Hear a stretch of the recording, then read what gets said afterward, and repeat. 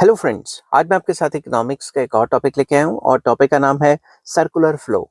Circular flow क्या होता है, इसके टाइप्स क्या होते हैं, वो सारे के सारे इस वीडियो में मैं आपके साथ डिस्कस करूंगा। और जिस हिसाब से मैंने पेपर में लिखा है, मतलब इस वीडियो में मैंने लिखा है, उसी हिसाब से आपने पेपर में लिखना है ताकि आपके अच्छे नंबर आए। ठीक है, तो सर्कुलर फ्लो पहले मैं आपको बता देता हूँ सिंपल वर्ड्स में क्या होता है। सर्कुलर फ्लो होता है flow of goods, services and money in an economy. एक इकोनॉमी में पैसे, गुड्स एंड सर्विसेज की जो मूवमेंट हो रही है।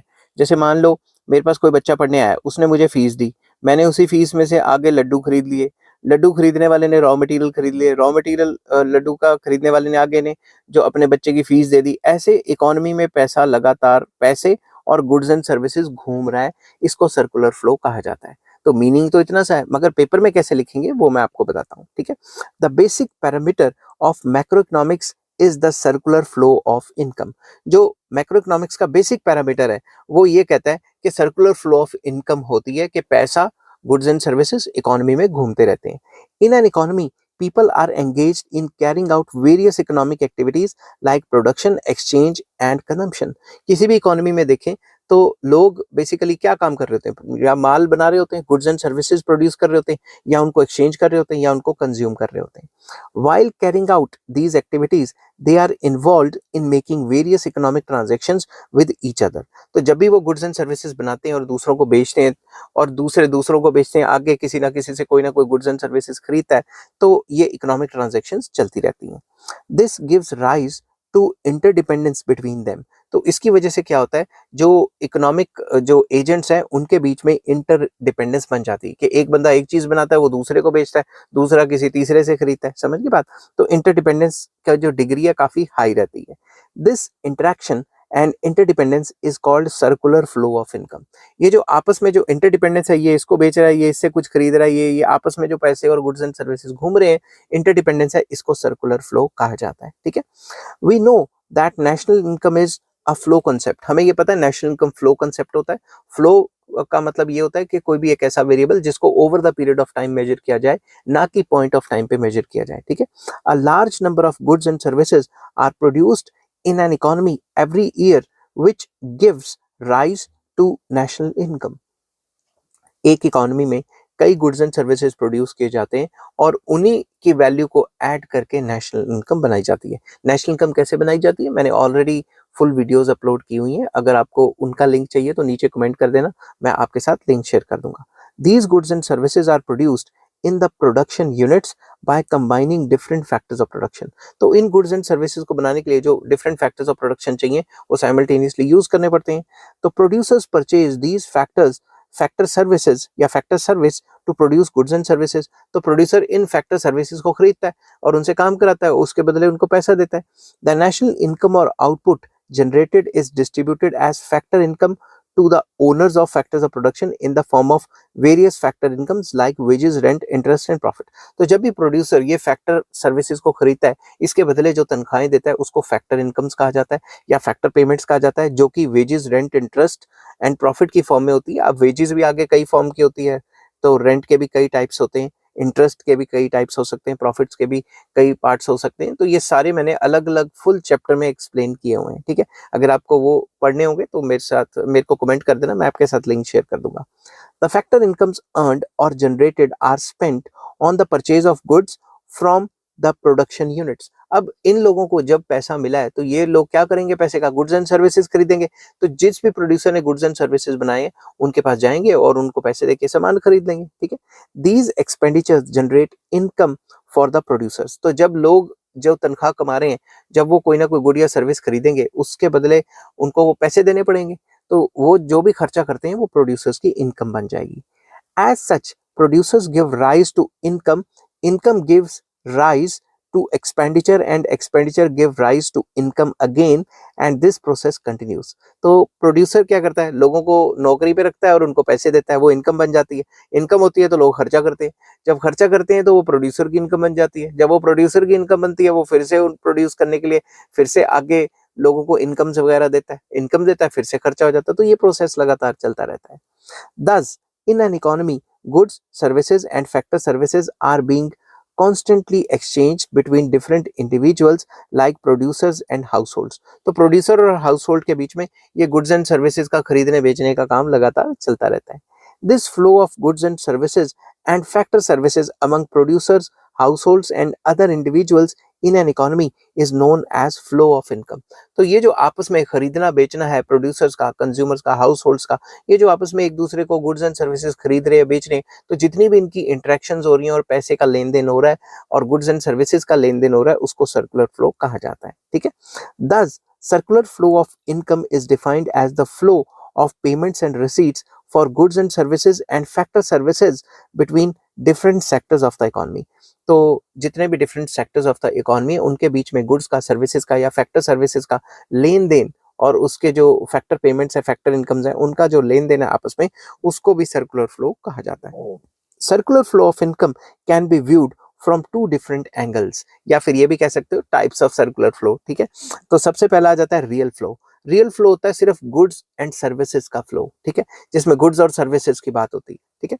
Real flow consist of flow of factor services from owners of factor services to the producers and flow of goods and services from the producers to buyers of these goods and services. तो real flow में सिर्फ वो goods and services आ जाती हैं जो producers house hold sector को देता है, और हाउस होल्ड सेक्टर जब प्रोड्यूसर सेक्टर के पास जाता है काम करने तो जो अपनी फैक्टर सर्विसेज देता है, सिर्फ वो चीजें आ जाती हैं. इसमें मनी की बात नहीं होती. समझ की बात.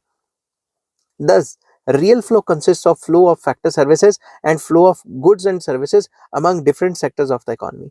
But इससे उल्टा क्या है? Money flow. मनी फ्लो में कौन सी बात आ जाती है? मनी फ्लो में मनी की बात आ जाती है कि जो भी आपने गुड्स एंड सर्विसेज बेचे उसके बदले मनी कितना आया. समझ की बात. In the modern monetized economies, economic transactions involve the use of money. तो जो भी मॉडर्न इकोनॉमीज है, अब बाटर सिस्टम तो रहा नहीं ना, तो आजकल क्या है, मॉनेटरी सिस्टम है, पैसे का यूज होता है. Flow of factor services generate factor incomes in the form of money. तो जब भी आप फैक्टर सर्विसेज जनरेट करते हो, आप प्रोड्यूसर के पास काम करने जाते हो, तो उसके बदले आपको मनी आता है. समझ की बात. उसके बदले आपको पैसा मिलता है जिसको फैक्टर इनकम्स कहा जाता है. Buyers of goods and services makes payment for goods and services purchased with money.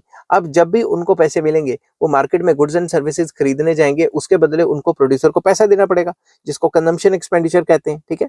Money flows comprise these flows of money payments. तो मनी फ्लो में जो दो मेन चीजें आ जाती हैं, जो गुड्स एंड सर्विसेज खरीदने के लिए हाउस होल्ड सेक्टर प्रोड्यूसर को पैसा देता है, और जो प्रोड्यूसर हाउस होल्ड सेक्टर की फैक्टर सर्विसेज खरीदने के लिए उनको फैक्टर इनकम्स या फैक्टर पेमेंट्स देता है, तो वो भी मनी फ्लो में आ जाता है. Thus money flows consist of flows of money incomes for factor services such as money wages, जिसमें तनख्वाहें आ जाती हैं, या रेंट तनख्वाहें, या मतलब रेंट इंटरेस्ट प्रॉफिट्स आ जाते हैं, and money expenditure incurred on the purchase of goods and services. तो बेसिकली इसमें फैक्टर इनकम्स आ गई जो प्रोड्यूसर हाउस होल्ड सेक्टर को देगा अपनी सर्विसेज प्रोवाइड करने के लिए, फैक्टर सर्विसेज को, या फिर जब भी जो हाउस होल्ड सेक्टर है वो प्रोड्यूसर सेक्टर से गुड्स एंड सर्विसेज खरीदेगा, उसके बदले जो पैसे देगा. ठीक है. तो इसको कंक्लूड करते हैं. In fact real flows and money flows are two sides of the same coin. Real flow और मनी फ्लो एक ही चीज के दो पहलू हैं, क्योंकि अगर आप गुड्स एंड सर्विसेज मार्केट से खरीद रहे हो तो आपको पैसे भी तो देने ना. तो बेसिकली ये भी कहा जाता है कि real flow is the opposite of money flow, या money flow is the opposite of real flow. ठीक है. रियल फ्लोज ऑफ गुड्स, यहाँ मैंने फूड्स लिख दिया जल्दी जल्दी में, रुको रुको 2 मिनट.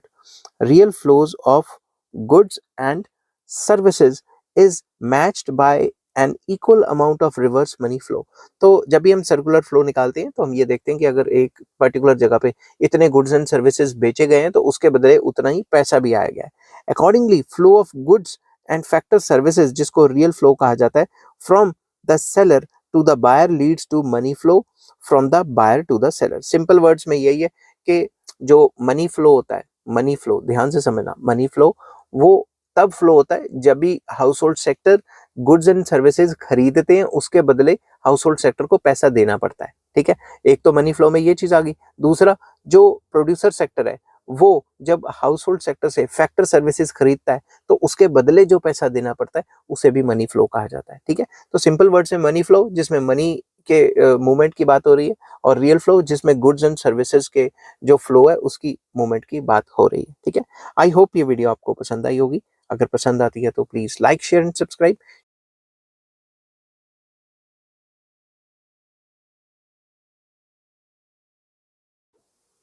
हेलो फ्रेंड्स, आज मैं आपके साथ इकोनॉमिक्स का एक और टॉपिक लेके आया हूँ और टॉपिक का नाम है economic sectors of an economy.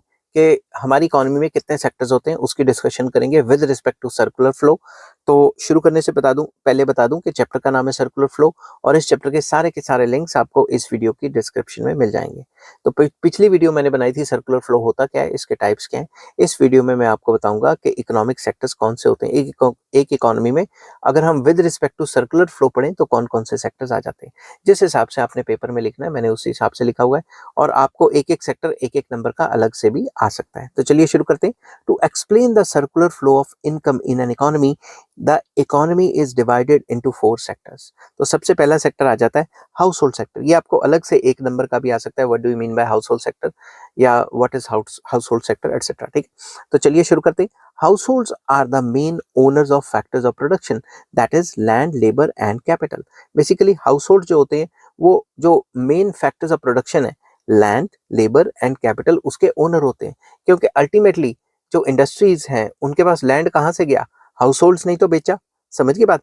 Capital कहाँ से आती है, पैसा कहाँ से आता है, हाउस होल्ड्स का ही तो पैसा जाता है। कैसे, हाउस होल्ड्स बैंक में जमा कराते हैं, वो बैंक से लोन ले लेते हैं, या फिर initial stages of industrial development में हाउस होल्ड्स का ही तो पैसा था जो इंडस्ट्रियल सेक्टर को मतलब ग्रो करने में या वहाँ पैसा नई इंडस्ट्री लगाने में या इन्वेस्टमेंट करने में लगा था। समझ के बाद। तो हाउस होल्ड्स जो है लैंड, लेबर एंड कैपिटल के ओनर होते हैं। तो जब भी वो अपना इन फैक्टर सर्विसेज को बेचने जाते हैं तो उसके बदले उनको जो भी पैसा मिलता है उसे उनकी फैक्टर इनकम्स कहा जाता है। They sell the services of these factors to the producers and in return receive their incomes. ये जो हाउस होल्ड हैं ये अपनी फैक्टर सर्विसेज को, जो कि लैंड, लेबर एंड कैपिटल है, इनको प्रोड्यूसर सेक्टर को बेचते हैं और उसके बदले जो भी इनको पैसा मिलता है उसे फैक्टर पेमेंट या फैक्टर इनकम कहा जाता है। ठीक है। They spend a large part of their income in purchasing goods and services from the producers. अब जो भी इनको पैसा मिलता है हाउस होल्ड्स को, ये उस पैसे से गुड्स एंड सर्विसेज खरीदते हैं जो भी इनको चाहिए। और जब ये गुड्स एंड सर्विसेज खरीदते हैं तो जो प्रोड्यूसर है उसकी इनकम बन जाती है, इनको गुड्स एंड सर्विसेज मिल जाता है। However they save a part of their income at the same time and they pay taxes to the government out of their income. तो जितनी भी इनकम हाउस होल्ड्स को मिलती है उस इनकम्स में से कुछ पार्ट वो सेव भी कर लेते हैं और अगर उनकी इनकम टैक्सेबल है तो वो टैक्स भी सरकार को दे देते हैं। अब जरूरी नहीं है कि टैक्सेबल है तो ही सरकार को टैक्स देना है, क्या पता इनडायरेक्ट टैक्स चीजों पे लगा हुआ है जैसे सेल्स टैक्स, जीएसटी वगैरह वगैरह। अगर इस टाइप के टैक्स लगे हुए हैं तो वो तो प्राइजेस में ऑलरेडी इंक्लूडेड होते हैं। ठीक है। तो ये बात आपने ध्यान रखनी है, अगर आपकी टैक्सेबल इनकम नहीं भी है तो भी आप कोई ना कोई फॉर्म में टैक्स दे देते हो। जो भी चीज खरीदने जाते हैं उसके ऊपर टैक्स ही लगा होता है। ठीक है। तो ऐसा मत सोचना कि जो गरीब है वो टैक्स नहीं देता और अमीर बहुत ज्यादा टैक्स देता है या अमीर ही टैक्स देता है। गरीब भी टैक्स देते हैं क्योंकि जब भी कोई सामान खरीदते हैं उसके ऊपर ऑलरेडी टैक्स होता है। ठीक है। तो सेकंड जो है जो सेकंड सेक्टर जो है वो आ जाता है बिजनेस सेक्टर और फर्म्स या प्रोड्यूसर सेक्टर भी इसको कह सकते हो। ठीक है। In economics we use the term business sector या producer sector and firms interchangeably. तो जैसा कि मैंने कहा हम इसको बिजनेस सेक्टर भी कह देते हैं, प्रोड्यूसर सेक्टर भी कह देते हैं या फर्म्स भी कह देते हैं, कुछ भी कह सकते हैं। Firms hire services of factors of production from the households to produce commodities that they sell to households and other firms, government or to other countries. तो basically producers क्या करते हैं, ये माल बनाते हैं, प्रोडक्शन करते हैं। प्रोडक्शन किसकी करते हैं, गुड्स एंड सर्विसेज की। और इन गुड्स एंड सर्विसेज की प्रोडक्शन करने के लिए इनको फैक्टर सर्विसेज चाहिए। तो ये क्या करते हैं, factor services house hold sector से खरीदते हैं और उसके बदले इनको पैसे देते हैं। और जो भी ये जो प्रोड्यूसर सेक्टर है वो माल बनाता है, गुड्स एंड सर्विसेज बनाता है, वो या तो बाकी कंपनियों को बेच देता है या हाउस होल्ड को बेच देता है या गवर्नमेंट को बेच देता है या फॉरेन कंट्रीज में जाके बेच देता है। समझ की बात। Firms are the principal buyers of factors of production and main producers of commodities. जो firms होती हैं, कंपनियां होती हैं या जो producers होते हैं, यही buyers होते हैं फैक्टर्स ऑफ प्रोडक्शन के और यही मेन प्रोड्यूसर्स होते हैं कमोडिटीज के या सर्विसेज के। ठीक है। Business sector comprises both private and government enterprises. तो ये जो बिजनेस सेक्टर या प्रोड्यूसर्स है इसमें गवर्नमेंट भी आ गई एज अ प्रोड्यूसर और प्राइवेट सेक्टर, दोनों की बात हो रही है। ठीक है। तो कंफ्यूज नहीं होना। तीसरा जो पॉइंट आ जाता है वो आ जाता है गवर्नमेंट। गवर्नमेंट भी एक इंपॉर्टेंट सेक्टर है इकोनॉमी में, वेरी इंपॉर्टेंट है। ठीक है। तो government is taken in the sense of general government so as to exclude government commercial enterprises। तो जब भी हम गवर्नमेंट की बात कर रहे हैं तो जनरल गवर्नमेंट, ओवरऑल गवर्नमेंट की बात कर रहे हैं, ताकि हम उसमें ये चीज इंक्लूड ना करें कि जो गवर्नमेंट के कमर्शियल एंटरप्राइजेज हैं, सरकार ने अपनी प्रॉफिट कमाने के लिए जो कंपनियां खोली हुई हैं, उनकी बात हम इसमें नहीं करेंगे। ठीक है। General government gets its income largely through taxes imposed on households and business sector in the form of direct taxes and indirect taxes। ठीक है। तो बेसिकली गवर्नमेंट अपनी इनकम कहां से जनरेट करती है? गवर्नमेंट अपनी इनकम जनरेट करती है टैक्सेस लगा के, लोगों पे टैक्सेस इंपोज करती है। अब लोग कौन से आ गए? एक तो हाउस होल्ड सेक्टर आ गया, एक तो प्रोड्यूसर सेक्टर आ गया। दोनों के ऊपर डायरेक्ट टैक्सेस भी लगाती है, इनडायरेक्ट टैक्सेस भी लगाती है। डायरेक्ट टैक्सेस वो टैक्सेस होते हैं जिसपे लगा वही देगा और उसको शिफ्ट नहीं किया जा सकता। For example income tax, corporation tax etcetera, wealth tax. और इनडायरेक्ट टैक्सेस वो टैक्सेस होते हैं लगता किसी और पे और भरना किसी और को पड़ता है। फॉर एग्जाम्पल गवर्नमेंट ने जीएसटी या फिर सेल्स टैक्स लगाया एक पर्टिकुलर गुड पे कि तुम सेल करते हो, प्रोड्यूसर को कहा तो तुम्हें टैक्स देना पड़ेगा। अब प्रोड्यूसर ने वो प्राइस में ऐड करके हमसे कंज्यूमर से निकलवा लिया, समझ की बात? तो वो इनडायरेक्ट टैक्सेस हो गए। इनके ऊपर डायरेक्ट टैक्सेस और इनडायरेक्ट टैक्सेस के ऊपर मैंने ऑलरेडी लॉन्ग वीडियो बनाई हुई है। अगर आपको वो चाहिए होगी तो मेरे को कमेंट कर देना, मैं आपके साथ लिंक शेयर कर दूंगा। It buys goods and services from producers and factor services from the households. तो जो सरकार है उसको भी तो गुड्स एंड सर्विसेज चाहिए, वो प्रोड्यूसर से भी खरीद लेता है और फैक्टर सर्विसेज जो है गवर्नमेंट चलाने के लिए तो बंदे चाहिए, सरकारी एम्प्लॉय से चाहिए, तो वो हाउस होल्ड से भी उनको हायर कर लेता है। ठीक है। It uses these commodities and factor services in providing free services such as police services, education, medical facilities, sanitation facilities, judicial services etc. to the people so as to satisfy their collective wants। तो सरकार जो भी goods and services producer से खरीदती है उसको free services में बांट देती है। लाइक यहाँ एजुकेशन में मेडिकल फैसिलिटीज दे देती है, पुलिस सर्विसेज या जुडिशियल सर्विसेज, सैनिटेशन सर्विसेज। तो जो भी गुड्स एंड सर्विसेज खरीदती है वो इन कामों में यूज कर लेती है ताकि देश का भला हो, लोगों का भला हो। ठीक है। तो लास्ट जो सेक्टर है वो आ जाता है rest of the world sector.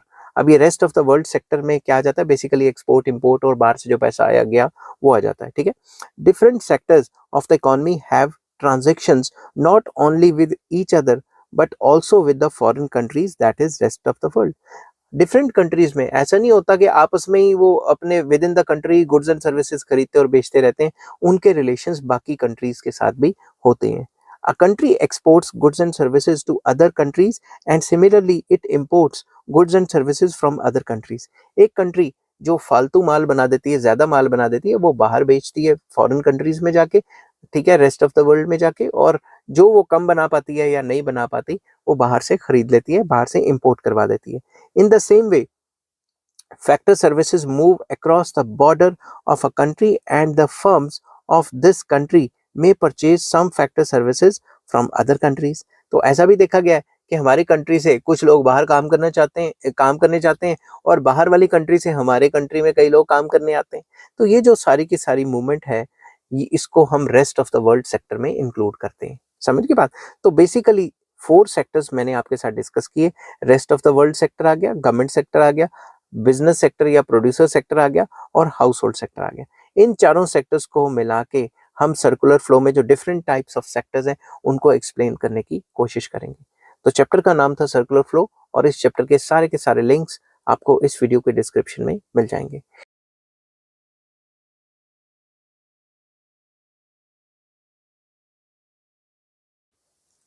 Hello friends, आज मैं आपके साथ इकोनॉमिक्स का एक और टॉपिक लेके आया हूँ और टॉपिक का नाम है two sector model without saving and investment. ठीक है, विद सेविंग एंड इन्वेस्टमेंट वाला नेक्स्ट टॉपिक होगा। तो मैं बताऊंगा कि टू सेक्टर मॉडल में आपस में प्रोड्यूसर और हाउस होल्ड में क्या रिलेशन होता है अगर हम सेविंग और इन्वेस्टमेंट की बात ना करें, या फिर इसको विदाउट मनी मार्केट या विदाउट कैपिटल मार्केट भी हम कह सकते हैं। ठीक है, तो जैसे पेपर में लिखना है हूबहू मैंने वैसे ही लिखा हुआ है, मैं आपको एक्सप्लेन करूंगा और डायग्राम भी आपके साथ एक्सप्लेन करूंगा। तो अगर आप नंबर वाइज सारी वीडियो देखेंगे तो ये आपको समझ आएगी, बीच बीच में छलांग मारेंगे तो नहीं समझ आएगी। शुरू करने से पहले बता दूं चैप्टर का नाम है सर्कुलर फ्लो और इस चैप्टर के सारे लिंक्स आपको इस वीडियो के डिस्क्रिप्शन में मिल जाएंगे। चलिए शुरू करते हैं कि ये टू सेक्टर मॉडल होता क्या है। विदाउट मनी मार्केट या विदाउट कैपिटल मार्केट, या फिर कई बुक्स में लिखा होता है without saving and investment. A simplified two sector model consist of only house hold sector and producer sector, जिसको फर्म्स भी कहा जाता है। तो सिंपल वर्ड्स में अगर आपको बताना है तो दो दो सेक्टर मॉडल या टू सेक्टर मॉडल एक ऐसा मॉडल है जहाँ पे सिर्फ दो ही सेक्टर्स हैं, जिनमें कि हाउस होल्ड सेक्टर आ जाता है और प्रोड्यूसर सेक्टर आ जाता है या फर्म्स आ जाती हैं। Thus we are imagining a hypothetical economy where there is no government and which has no interaction with the rest of the world। तो हम ये टू सेक्टर मॉडल में एज्यूम करके चल रहे हैं कि गवर्नमेंट है ही नहीं। अब ऐसा तो हो ही नहीं सकता गवर्नमेंट ना हो, मगर इस मॉडल में हम मान के चल रहे हैं कि गवर्नमेंट नहीं है और उस इकोनॉमी का सिर्फ प्रोड्यूसर और हाउस होल्ड ही है और उस इकोनॉमी का रेस्ट ऑफ द वर्ल्ड से बाहर से कोई लेना देना नहीं है। समझ की बात, मतलब एक्सपोर्ट इंपोर्ट नहीं है। In such an economy the house hold sector owns all the factors of production. इस टाइप की इकोनॉमी में जो हाउस होल्ड सेक्टर है सारे फैक्टर्स ऑफ प्रोडक्शन उसके हाथ में होते हैं, ठीक है, वही सेल करता है। This sector sells the factor services to the firms and receives income from them in the form of wages, rent, interest and profit। तो जो हाउस होल्ड सेक्टर है वो अपनी फैक्टर सर्विसेज प्रोड्यूसर्स को जाके बेचता है और उसके बदले उनसे इनकम लेता है, जिसको फैक्टर इनकम्स भी कहा जाता है, और इनकम्स होती हैं रेंट, इंटरेस्ट, प्रॉफिट, वेजेस इस फॉर्म में, ठीक है। The money payments made by firms to households are cost expenditures for the firms and factor incomes for the households. जो भी पैसा खर्च करता है प्रोड्यूसर गुड्स एंड सर्विसेज को बनाने के लिए, उसके बदले जो भी पैसा हाउस होल्ड सेक्टर को देता है, तो प्रोड्यूसर्स की टर्म में तो उसका खर्चा हो गया, उसकी कॉस्ट होगी, मगर जो हाउस होल्ड्स हैं उसकी फॉर्म में देखें तो उसकी इनकम्स होगी, तो इसको हम फैक्टर इनकम्स भी कह देते हैं, ठीक है।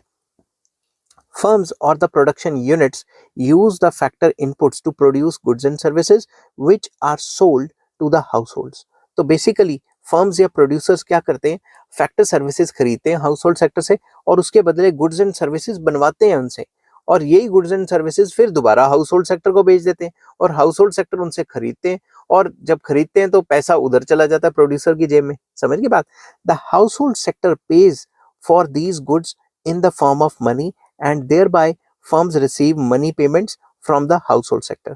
तो हाउसहोल्ड सेक्टर यही गुड्स एंड सर्विसेज जो प्रोड्यूसर गुड्स एंड सर्विसेज बनाता है, हाउसहोल्ड सेक्टर इन्हीं गुड्स एंड सर्विसेज को खरीदता है और पैसा चले जाता है प्रोड्यूसर की जेब में। समझ गई बात। तो जब प्रोड्यूसर की जेब में पैसा चले जाता है तो उस पैसे को कंजम्पशन एक्सपेंडिचर कह सकते हैं, और जो प्रोड्यूसर है उसकी वो इनकम हो गई। The interaction of firms and households takes place in two sets of market, that is factor market and product market। तो ये जो आपस में जो इनकी इंटरेक्शन चल रही है वो गुड्स मार्केट और फैक्टर मार्केट कह सकते हो, या फिर इसको प्रोडक्ट मार्केट और फैक्टर मार्केट कह सकते हैं, ठीक है। Factor markets are those markets where factor services are bought and sold. तो फैक्टर मार्केट वो मार्केट होती है जहां फैक्टर्स ऑफ प्रोडक्शन खरीदे जाते हैं और बेचे जाते हैं और उनकी कीमत दी जाती है, जिसको फैक्टर इनकम्स कहा जाता है। और दूसरी तरफ प्रोडक्ट मार्केट या goods market are the markets where goods and services are bought and sold. तो जो प्रोडक्ट मार्केट या गुड्स मार्केट वो मार्केट है जहाँ पे गुड्स एंड सर्विसेज खरीदी जाती है। तो मैंने सिंप्लीफाइड फॉर्म में एक डायग्राम बनाया है। इस साइड मैंने ले लिया हाउस होल्ड सेक्टर, दूसरी साइड प्रोड्यूसर सेक्टर या फर्म्स। तो सबसे पहले हाउस होल्ड सेक्टर क्या करता है, हाउस होल्ड सेक्टर क्या करता है, हाउस होल्ड सेक्टर करता है फ्लो ऑफ फैक्टर सर्विसेज, काम करने जाता है प्रोड्यूसर सेक्टर के पास। तो जब भी काम करने जाता है उसके बदले हाउस होल्ड सेक्टर इनको, जो प्रोड्यूसर सेक्टर है वो इनको हाउस होल्ड सेक्टर को क्या देता है, फैक्टर पेमेंट्स या फैक्टर इनकम्स देता है, ठीक है। और जब गुड्स एंड सर्विसेज बनाता है तो वो गुड्स एंड सर्विसेज का फ्लो किधर जाता है, हाउस होल्ड सेक्टर के पास। हाउस होल्ड सेक्टर वो गुड्स एंड सर्विसेज खरीदता है प्रोड्यूसर से और उसके बदले जो पैसे देता है उसे कहते हैं payments for goods and services, या फिर इसको कंजम्पशन एक्सपेंडिचर्स भी कह सकते हो, ठीक है। तो ये सिंपल सा मॉडल आपने बनाना है, ठीक है। तो अब मैं इसको थोड़ा सा एक्सप्लेन कर लेता हूँ। The circular flow is better understood by the above figure showing the money and real flows in the two sector economy. तो इसमें मनी फ्लो भी दिखाया जा रहा है, मैं आपको बता देता हूँ मनी फ्लो और रियल फ्लो क्या होता है। जब भी हम सिर्फ गुड्स एंड सर्विसेज की बात कर रहे हैं, जैसे ये फैक्टर सर्विसेज दिया इधर, इसने इसको गुड्स दिए इसके बदले, ठीक है, तो ये क्या हो गया रियल फ्लो। और मनी फ्लो क्या हो गया, जब उसने हाउस होल्ड सेक्टर ने प्रोड्यूसर सेक्टर में जाके काम किया तो उसको पैसा मिला, और जो भी इन्होंने गुड्स खरीदे थे उसके बदले जो प्रोड्यूसर सेक्टर को पैसा देना पड़ा, ये क्या है, ये है मनी फ्लो। समझ की बात। In the upper loop factor services flow from the household to the firms. अगर ऊपर वाले लूप में देखें तो फैक्टर सर्विसेज हाउस होल्ड से कहाँ पे गए, प्रोड्यूसर सेक्टर के पास गए। This is the real flow, ये रियल फ्लो कहलाता है, ठीक है, क्योंकि इसमें सर्विसेज की बात हो रही है, गुड्स की बात नहीं हो रही, सिर्फ सर्विसेज की बात हो रही है। In return money flows from the firms to households as a factor incomes. तो इसके रिटर्न में जो प्रोड्यूसर सेक्टर है या फर्म्स हैं उन्होंने हाउस होल्ड्स को पैसे दिए, जिसे हम मनी फ्लो कहेंगे। तो रियल फ्लो के अपोजिट में क्या आया? Money flow. This is money flow, जो कि मैंने पहला बताया। Flow of factor services from the households to firms gives rise to a reverse money flow from firms to households. तो वही बात दोबारा दोबारा, क्योंकि पेपर में लिखना है तो फिर एक्सपेंड करके लिखना है कि भाई हाउस होल्ड वहां जाके काम करते हैं, उसके बदले उनको पैसे मिलते हैं, जिसको मनी फ्लो कहा जाता है। ठीक है। The lower loop, in the lower loop goods and services produced by the firms flow from the firms to households. तो लोअर लूप में देखें तो जो भी गुड्स एंड सर्विसेज प्रोड्यूसर्स बनाते हैं वो गुड्स एंड सर्विसेज फ्लो हो जाती हैं किसके पास? हाउस होल्ड सेक्टर के पास। तो ये क्या हुआ? Real flow. इसके बदले हाउस होल्ड को क्या देना पड़ता है? पैसा प्रोड्यूसर सेक्टर को, उसे क्या कहते हैं? Money flow. समझ के बात? This is the real flow. जो गुड्स एंड सर्विसेज गए हैं प्रोड्यूसर सेक्टर से हाउस होल्ड सेक्टर को, उसको रियल फ्लो कहेंगे। The households pay for these goods and services with money which creates money flow, जैसा कि मैंने अभी बताया। Note that flow of goods and services from the firms to households give rise to money flow in the opposite direction from households to firms. तो वही, जब house holds सामान खरीदते हैं प्रोड्यूसर सेक्टर से, तो उसके बदले जो पैसे देते हैं वो मनी फ्लो को राइज करता है, मतलब मनी फ्लो को बढ़ावा देता है। ठीक है। अब the outer circle represents the real flow and the inner circle represents the money flow. तो इस चार्ट में जो आउटर सर्कल है, मतलब ये वाला पार्ट, ठीक है, और ये वाला पार्ट, जो आउटर पार्ट है, ये आपका रियल फ्लो दिखाता है, क्योंकि गुड्स एंड सर्विसेज और फैक्टर सर्विसेज की बात हो रही है। और ये जो इनर फ्लो है, ये हमें क्या दिखाता है? ये हमें मनी फ्लो के बारे में बताता है।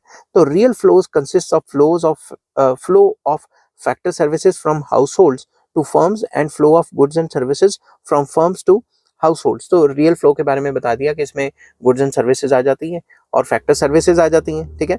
और गुड्स एंड सर्विसेज जो प्रोड्यूसर सेक्टर हाउस होल्ड को दे रहा है, और फैक्टर सर्विसेज जो हाउस होल्ड प्रोड्यूसर सेक्टर को दे रहा है, वो आ जाती हैं। Money flow comprises of the factor incomes from firms to households and flow of money expenditure on goods and services from households to firms. तो बेसिकली जो goods and services households ने producer से खरीदे, उसके बदले producer को जो पैसा दिया, वो मनी फ्लो है। और जो प्रोड्यूसर ने हाउस होल्ड सेक्टर से फैक्टर सर्विसेज खरीदे, उसके बदले जो फैक्टर इनकम्स दी, वो भी मनी फ्लो आ जाता है। By combining both types of money flows we find a circularity in the money flow. अगर हम ये सारे मनी फ्लो को ऐड कर लें तो ये सर्कुलैरिटी सी बन गई ना, इधर से पैसा उधर गया, उधर से पैसा इधर गया, तो ये सर्कुलर फ्लो की फॉर्म में पूरा का पूरा बन गया। The money payments go around in a circular manner from the producers to households and from the households to firms या producers। तो ये आपस में पैसा घूमी जा रहा है। In the same way we get the circular flow of goods and factor services by combining both the real flows। तो real flows को भी देखें तो goods and services और factor services circular form में घूमी जा रही हैं। In a two-sector model, if households spend all their incomes on buying consumer goods produced by the firms, and firms distribute all the money collected from the sale of the products to households as factor income, then the circular flow of income will remain constant। मतलब जितना पैसा economy में आया है, producer वो सारा का सारा, प्रोड्यूसर के पास जो है वो सारा का सारा वो फैक्टर इनकम में बांट दे, और जितनी भी इनकम हाउस होल्ड्स को मिली है वो सारे के सारे गुड्स एंड सर्विसेज खरीद लें। तो ये जो सर्कुलर फ्लो होगा, इसका जो लेवल है वो कांस्टेंट रहेगा। अगर इसमें में से इकोनॉमी में से पैसा निकल गया तो सर्कुलर फ्लो कॉन्ट्रैक्ट कर जाएगा, जिसको लीकेजेस भी कहा जाता है, कि अगर लीकेजेस होगी सर्कुलर फ्लो में तो सर्कुलर फ्लो कॉन्ट्रैक्ट करेगा, और अगर बाहर से पैसा आया तो सर्कुलर फ्लो एक्सपेंड करेगा। As the households spend all their income in the purchase of goods and services from the firms, total money receipts of the firms will be equal to the total income of the household। तो basically जितना पैसा आया वो सारे के सारे house hold खर्च कर देंगे, और जितना प्रोड्यूसर के पास गया प्रोड्यूसर भी उससे सारा का सारा माल बना के गुड्स एंड सर्विसेज बना देगा। तो जो पैसा है इकोनॉमी में या सर्कुलर फ्लो का जो लेवल है वो कांस्टेंट रहेगा। Similarly total income of the households is equal to total expenditure of the firms on the purchase of factor services। वही बात दोबारा, everything received by the households would be passed on to the firms, and everything received by the firms would be passed by the households। तो simple words में जो firms के पास पैसा है फर्म्स ने आगे दे दिया हाउस होल्ड को, हाउस होल्ड के जो पास पैसा है वो सारा फर्म्स को चला गया। तो ये जो सर्कुलर फ्लो है वो कांस्टेंट रहेगा। ठीक है। The circular flow of income will continue to operate at unchanged level. तो उसका लेवल सेम रहेगा क्योंकि पैसा सेम घूम रहा है इकोनॉमी में। In other words there would be equilibrium in the circular flow of income. तो दूसरे वर्ड्स में हम ये भी कह सकते हैं कि सर्कुलर फ्लो के अंदर इक्विलिब्रियम है। क्योंकि उसका लेवल सेम रह रहा है, ना वो कॉन्ट्रैक्ट कर रहा है ना वो एक्सपेंड कर रहा है। ठीक है, अगर ये वीडियो आपको पसंद आती है तो please like share and subscribe.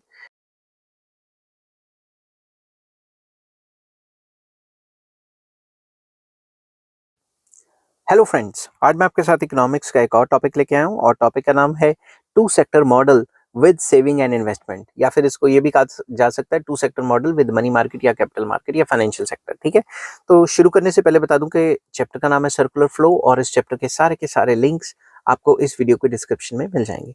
पिछली वीडियो मैंने बनाई थी कि two sector model without saving and investment, और इस वीडियो में मैं आपको बताऊंगा कि सेविंग और इन्वेस्टमेंट को अगर इंक्लूड कर दें तो टू सेक्टर मॉडल किस तरीके का हो जाता है। ठीक है, इसको जिस हिसाब से पेपर में लिखना है मैंने उसी हिसाब से लिखा हुआ है। कोशिश करना कि आप स्टेप बाय स्टेप सारी वीडियो देखें। ठीक है, तो चलिए शुरू करते हैं। In this model we will discuss the flows between household sector and producer sector with saving and investment. तो इंट्रोडक्टरी लाइन तो वही लिख दी कि इस मॉडल में हम डिस्कस करेंगे कि ये जो हाउस होल्ड सेक्टर और प्रोड्यूसर सेक्टर है इसकी आपस में इंटरेक्शंस क्या है विद सेविंग एंड इन्वेस्टमेंट। ठीक है, इन this model house hold do not spend all the income on consumption. इस मॉडल के अंदर हाउस होल्ड सारे के सारे पैसे खर्च नहीं कर देते। ठीक है, instead they save a part of their income for old age और to meet unexpected future expenditure like marriage of the children etcetera या इलनेस वगैरह। तो इसमें हाउस होल्ड सारा का सारा पैसा नहीं खर्च करते, वो कुछ सेव कर लेते हैं ताकि वो अपने बुढ़ापे के टाइम पे वो पैसा यूज कर सकें, या बीमारी के टाइम पे, इमरजेंसी के टाइम पे, या बच्चों की शादी के टाइम पे वो पैसा यूज कर सकें। अ part of the income which is not spent bye the house hold on consumer goods and services is called savings. वो तनख्वाह का वो हिस्सा, इनकम का वो हिस्सा जो हाउस होल्ड ने खर्च नहीं किया गुड्स एंड सर्विसेज को खरीदने में, उसको हम सेविंग्स कहते हैं। Similarly firms may not distribute all their receipts to the producers as factor incomes, rather they may save a part of their receipt in the form of depreciation provisions and undistributed profits which may be used for undertaking investments।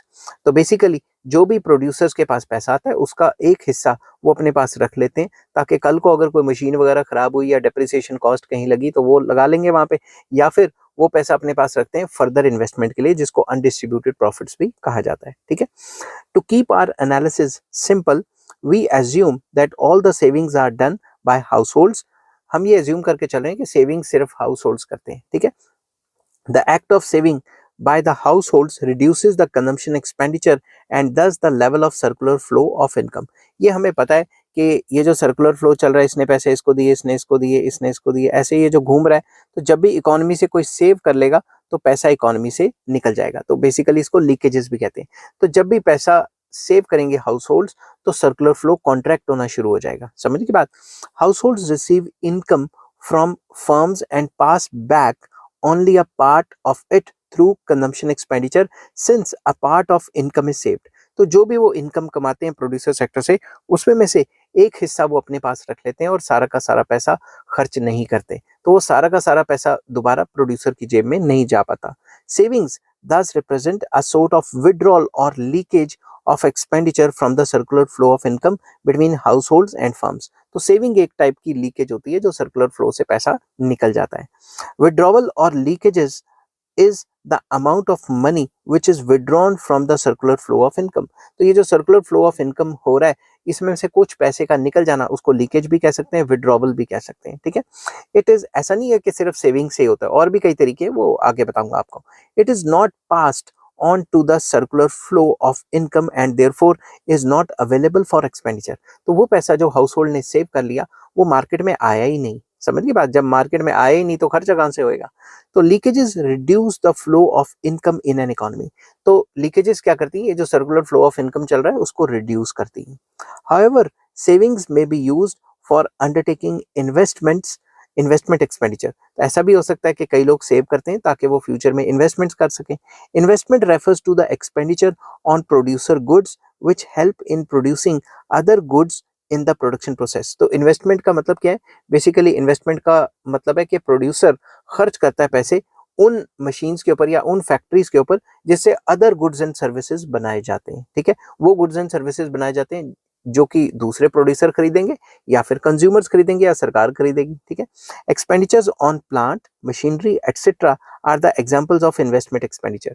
तो investment का एक example दे दिया, plant मतलब factory खोल ली या मशीनें वगैरह खरीद ली। These capital goods are not purchased by the consumers, rather they are purchased by the firms only. तो ये जो सारे के सारे जो इन्वेस्टमेंट करके जो कैपिटल गुड्स खरीदते हैं, ये सिर्फ प्रोड्यूसर ही खरीदता है, ये कोई कंज्यूमर तो खरीदते नहीं है। In an economy both consumer goods and capital goods are produced. तो इकोनॉमी में कंज्यूमर गुड भी बनते हैं, कैपिटल गुड्स भी बनते हैं। कैपिटल गुड्स वो जो प्लांट एंड मशीनरी वगैरह जो प्रोड्यूसर्स खरीदते हैं।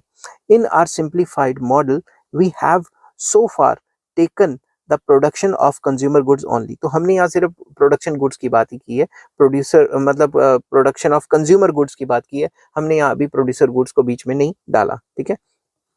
Now we can expand our model in model to incorporate capital goods. तो हम इसमें कैपिटल गुड्स भी डाल सकते हैं।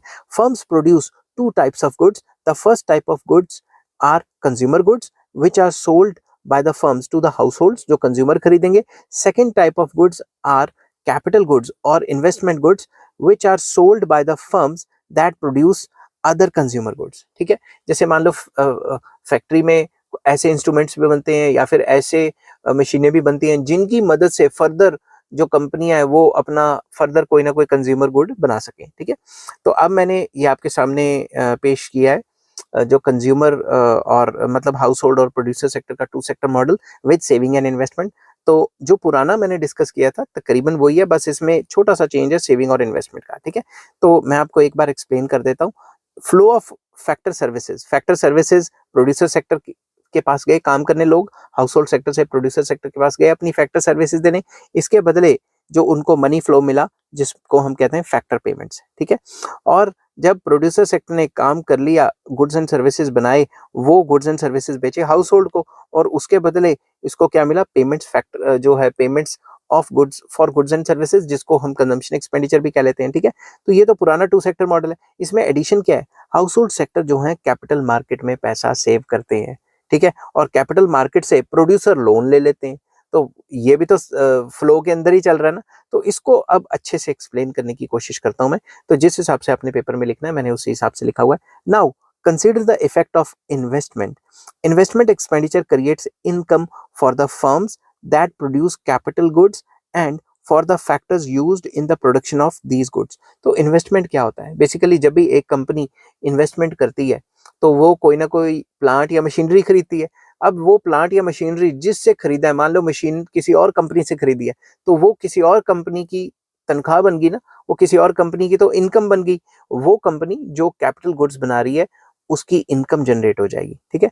This income does not arise from the expenditure of house hold. ये हाउस होल्ड से तो उसकी इनकम जनरेट नहीं हुई उस कंपनी की, rather it is over and above the income that arise from the house hold expenditure. तो ये इनकम हाउस होल्ड एक्सपेंडिचर से अलावा भी उस जो प्रोड्यूसर सेक्टर है उसमें जा रही है। Investment expenditure thus results in an addition to the circular flow of income. तो जो मैंने सर्कुलर फ्लो बना के पीछे बताया था ना कि भाई लीकेज हो जाती है कि पैसा इधर से इधर, इधर से इधर, इधर से इधर घूम रहा है सर्कुलर फ्लो में। अगर इससे पैसा निकल गया, सेविंग किसी ने कर ली तो लीकेज हो जाएगी, मगर अगर किसी ने इन्वेस्टमेंट कर दी तो सर्कुलर फ्लो में पैसा आ भी जाएगा, ठीक है। And as a result the level of income rises. तो जब भी कोई इन्वेस्टमेंट करता है तो इनकम का लेवल बढ़ जाता है। दस investment expenditure is an injection into the circular flow of income. तो जो इन्वेस्टमेंट एक्सपेंडिचर है वो एक इंजेक्शन की तरह काम करता है कि सर्कुलर फ्लो को बढ़ाने का काम करता है। An injection is the amount of money which is added to the flow of income. या सर्कुलर फ्लो में जो भी पैसा ऐड कर रहे हो आप, वो इंजेक्शन के तौर पे जाता है और वो सर्कुलर फ्लो को एक्सपेंड करता है। Injections increase the flow of income in an economy, जैसा कि मैंने पहले कहा था। How do firms obtain the required funds for undertaking investment. जो कंपनी है उनके पास इन्वेस्टमेंट करने के लिए फंड्स कहाँ से आते हैं। द फर्म्स में use a part of there profits that is undistributed profits. कंपनियां अपने प्रॉफिट्स का एक हिस्सा सेव कर लेती हैं, जिसे अनडिस्ट्रीब्यूटेड प्रॉफिट कहा जाता है, उसको भी फर्दर इन्वेस्टमेंट के लिए यूज कर सकती हैं। एंड फॉर अंडरटेकिंग इन्वेस्टमेंट वही बात, टू सिंप्लीफाई, टू सिंपली यहाँ सिंप्लीफाई लिखना था, ठीक है, मैं यहाँ लिख लेता हूँ, टू सिंप्लीफाई आर एनालिसिस। हम अपने एनालिसिस को सिंप्लीफाई करने के लिए we assume that the firms do not retain anything as undistributed profit since entire income is distributed among the households as factor incomes. अगर हम ये अपने मॉडल में एज्यूम कर लें कि उनके पास कोई सेविंग्स नहीं रहती, उनके पास कोई भी अनडिस्ट्रीब्यूटेड प्रॉफिट नहीं रहता कंपनी के पास, this implies that the investment undertaken by the firms are financed through savings of the households. अब उनके पास पैसे कहाँ से आए? अब वो पैसे जो बैंकों में या फाइनेंशियल सेक्टर में सेविंग्स की हुई थी, किसने? हाउसहोल्ड सेक्टर ने। वही पैसे इन्होंने प्रोड्यूसर्स ने लोन्स के लिए उठा लिए, तो वो पैसा इनकी जेब में चला गया। समझ के बात? To some extent the firms may borrow directly from the households. तो देखा जाए तो फर्म्स तो हाउसहोल्ड की सेविंग ही तो यूज कर रहे हैं ना। However households and firms interact with each other largely through financial institutions, जिसको कैपिटल मार्केट कहा जाता है, like banks, insurance companies, mutual funds etcetera etcetera. तो इसके थ्रू ही पैसा घूम के प्रोड्यूसर सेक्टर के पास जाता है। Financial institutions intermediate between सेवर्स and investors और लेंडर्स एंड बोरोवर्स। तो जितने भी फाइनेंशियल इंस्टीट्यूशंस हैं वो एक बिचौलिए का काम करते हैं हाउसहोल्ड सेक्टर और प्रोड्यूसर सेक्टर के बीच में। In our simplified model we assume that whatever is saved by the households is deposited with the financial institutions, जो कि कैपिटल मार्केट है इस केस में, हमारे केस में, and the firms take loans from these financial institutions to undertake investment. तो लोग अपना पैसा कैपिटल मार्केट में डालते हैं और कैपिटल मार्केट से जो प्रोड्यूसर्स हैं वो लोन ले लेते हैं, ठीक है ना, इन्वेस्टमेंट करने के लिए। Households are the net lenders as they save a part of their income. तो हाउसहोल्ड्स के नेट लेंडर्स हैं, वो अपनी जो तनख्वाह है उसका एक पार्ट बचाते हैं। Firms are net borrowers since they borrow funds to undertake investment. तो फर्म्स जो है वो बोरोवर्स हैं, क्योंकि वो तो बैंकों से कर्जा ले रहे हैं। बैंकों में पैसा किसका है? आम जनता का ही है ना, हाउसहोल्ड सेक्टर का ही है। Thus savings of the household flow to the firms for undertaking investments through the medium of capital market. तो कैपिटल मार्केट या फाइनेंशियल सेक्टर के थ्रू ही जो हाउसहोल्ड की सेविंग की हुई है वो सारी की सारी जो है प्रोड्यूसर सेक्टर की जेब में चली जाती है, मतलब इन्वेस्टमेंट के लिए लोन्स की फॉर्म में। A new sector known as capital market has been added। तो ऊपर मैंने कैपिटल मार्केट ये ऐड किया हुआ ना बीच में, ये वाला, ठीक है, एक नया सेक्टर ऐड किया जिसका काम है पैसे इधर से उधर करना।